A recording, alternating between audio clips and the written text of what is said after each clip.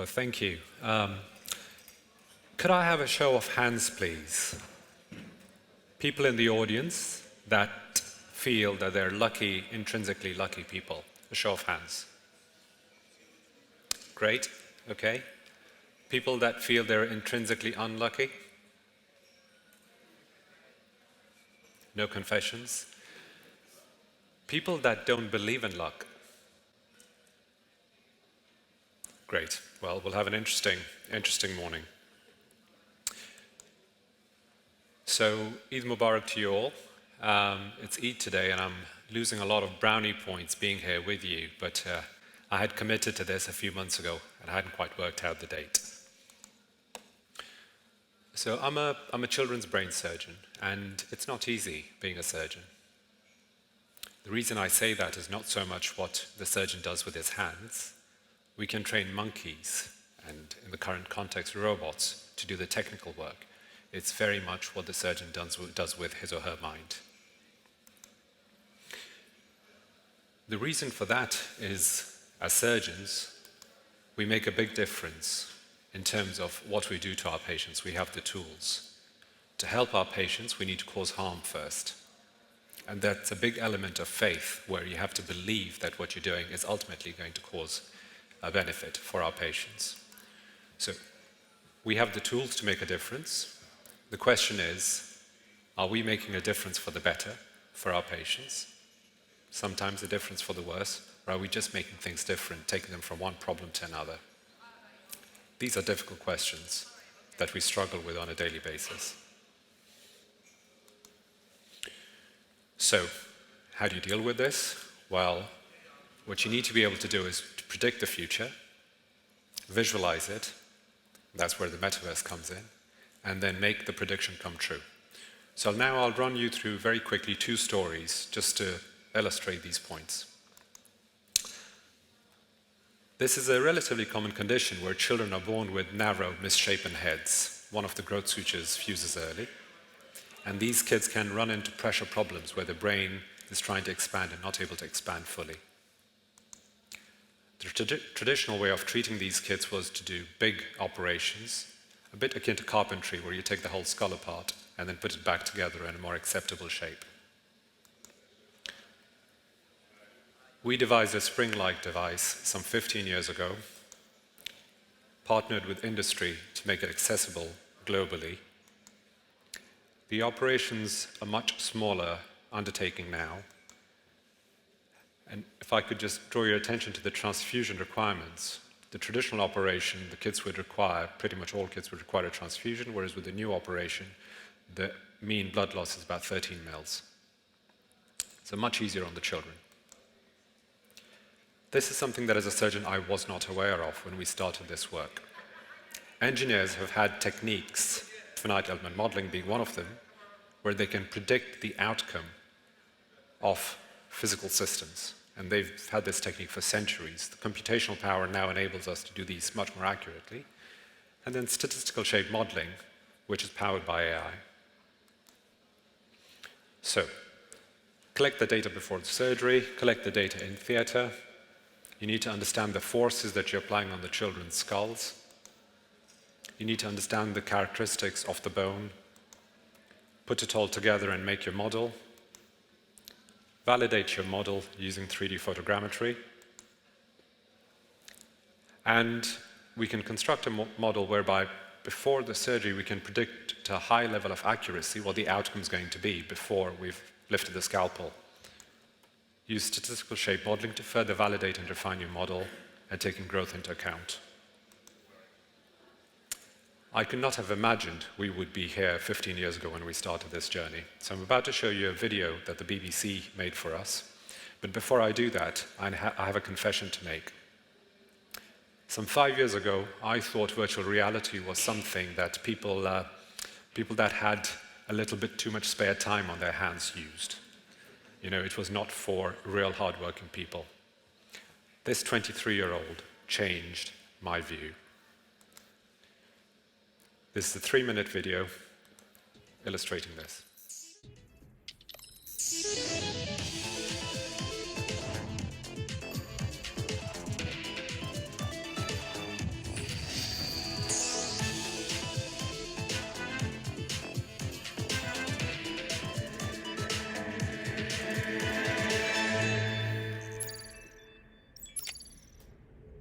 And sometimes technology turns out to be most useful where you least expect it.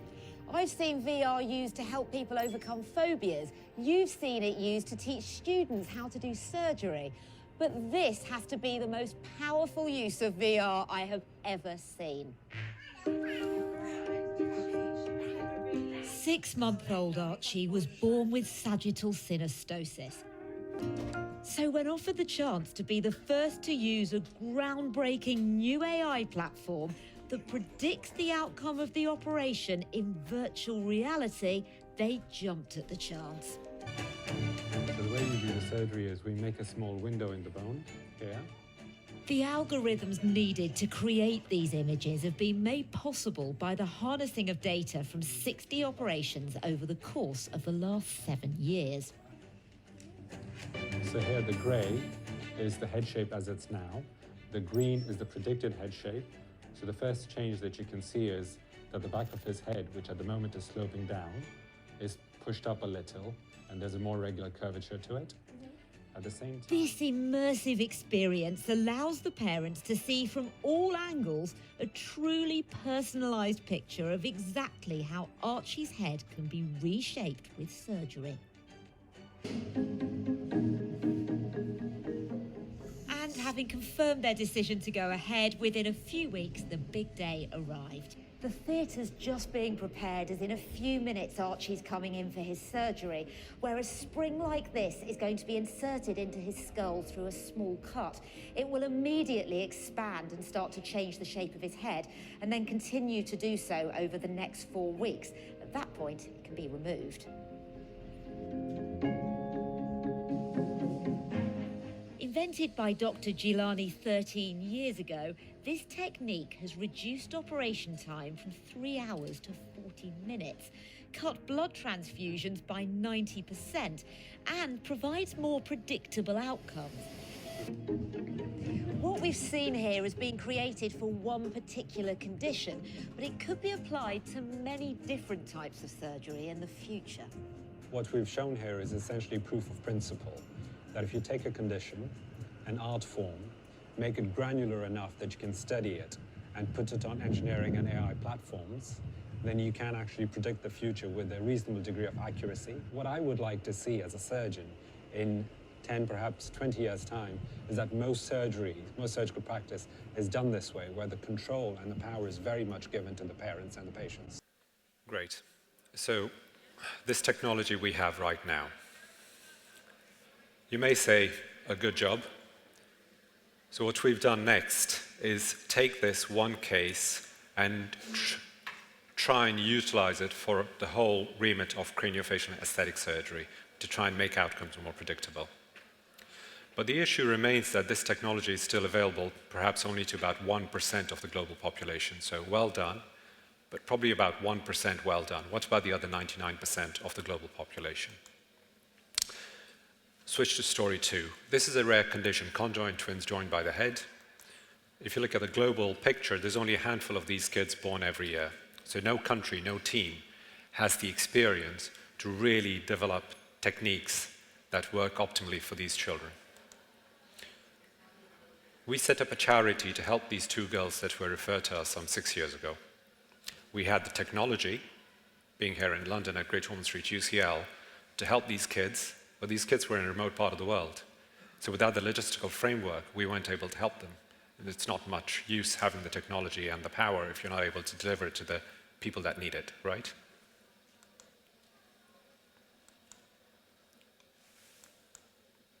Next slide, please.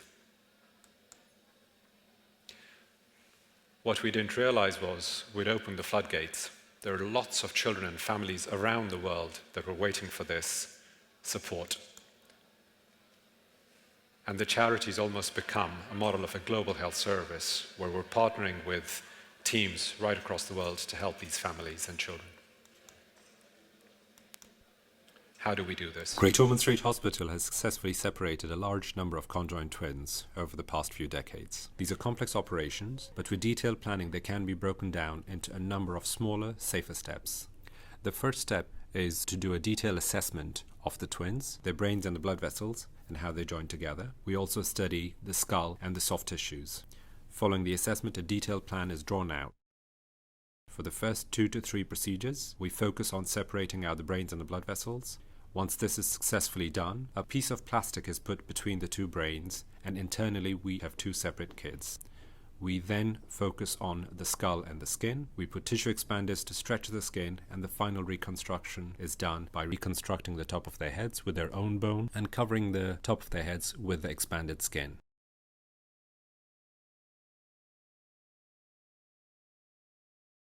At the end of the final stage, we have 2 separate babies instead of a conjoined pair. So that's how you do it, and now you can do this at home.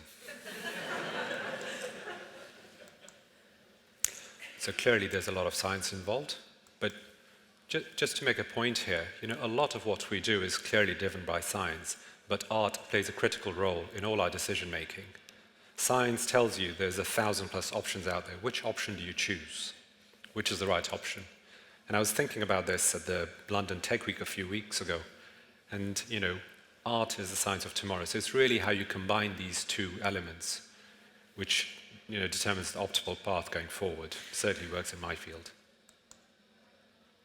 We've got great modeling now, and this is not new for anyone. Visualization is much easier compared to when we started doing this work some 17, 18 years ago. Next slide, please.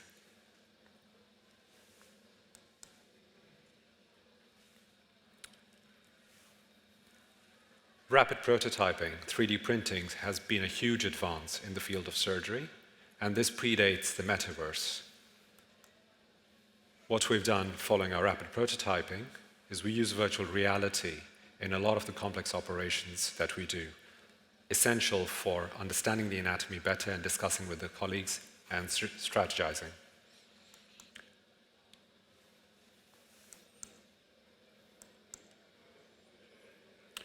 So most of these cases, the way we did them before was either the children were brought to London, or we went out to their home country and helped them there. Last year, we were referred a set of twins from Rio. Excellent teams, great skills, but they didn't have the experience to do this work. They had attempted separation a number of times and not succeeded. When they contacted us, we asked for all the data, put the data on our virtual reality platform, and all the simulation of how to, well, first of all, understand what they had attempted, and then simulate what the plan would be to do the successful separation was done in virtual reality. So the area that we have not With the done plans yet made, is went this over area? to Rio, Is and that- we executed the surgery. So the probability of Okay. successful outcome much Okay. higher, given what we had done Okay, before. so you've come For at one of it the sessions I was from at home, here, my team you've was at done UCL this, Great Ormond Street, You have done and the this bit surgeons as and well. the healthcare team in Rio, all working together on these cases. You have done this I cannot bit as well. overemphasize how useful the virtual bit that's reality left was is for now- this. This work is happening today. Yes, yeah, that is, yeah. Luck. We started off asking people about luck. Luck is simply better predictions. Some people are just better at making those predictions than others, and that's what constitutes luck. So to get luckier, you need to be able to predict better. The question is, how do you do that? I'm afraid I don't have the time to go through this slide here, but there's a TED Talk that talks about how to predict better. Tech has a huge role to play here. As humans, we've achieved huge things, but I would argue we've not made a big impact in the global asymmetries, be that knowledge, resources, opportunities, and our previous speaker very clearly alluded to that as well. Can we do it better with the metaverse? We have a golden opportunity here. So, to get lucky in the metaverse, what do we need to be able to do? We need to be able to predict better, and we've shown some examples how you do that. We need to be able to visualize it, because once you can visualize something with clarity, it really increases the probability of delivering that future. Again, the metaverse plays a huge, huge role here if done properly. And I speak about my field, ultimately, we're dealing with humans, humility above everything else. I would argue this applies to all fields, but I'll stick to my field. Clarity of vision is important, and we do need to think global for the solutions. The problems we face are global, and we need to think global. And again, the metaverse plays a big role. This is my global footprint over the past 20 years. I wish I had had the metaverse 20 years ago. It would have saved me a lot of time and traveling, and my patients and other colleagues, but here we are. Fortunate to work with a great clinical team here in London, great academic team, great philanthropy team. Media plays a critical role in educating public, sharing knowledge, and in adoption. And we've been quite successful in using media in disseminating our knowledge base. One BBC article took our little charity, which, as I say, we started about 6 years ago, global, very rapidly. And ultimately, this is why we do this. It's all about the children. This is the second set of twins that we separated in 2011. The girls are 13 now and doing really well. Thank you very much.